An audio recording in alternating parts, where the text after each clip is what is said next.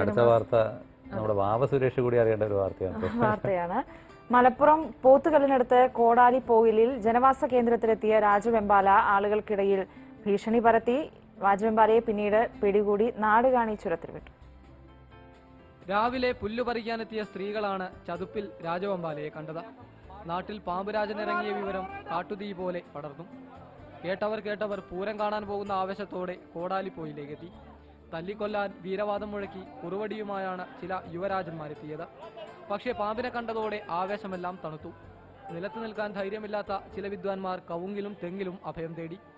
വൈകിട്ട് 6 മണിയോടെ തിരൂരിൽ നിന്ന് പാമ്പ് ഹംസ സ്ഥലത്തെത്തി. ചില കൈക്രിയകൾക്ക് ശേഷം രാജവെമ്പാല ഹംസയുടെ പിടിയിൽ വീണു.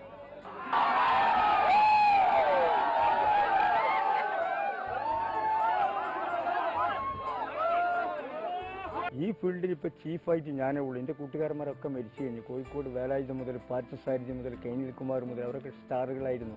കേരളത്തിലറിയില്ലേ? ഇനിയിപ്പോൾ അവരുടെ കൂടെ ഞാൻ മാത്രമേ ഉള്ളൂ. അത് കഴിഞ്ഞ് പിന്നൊക്കെ നമ്മൾ അസിസ്റ്റന്റുകളാണ്, ശിഷ്യന്മാരാണ്. അപ്പോൾ നമ്മളോടൊരു വിശ്വാസം ജനങ്ങൾക്ക്.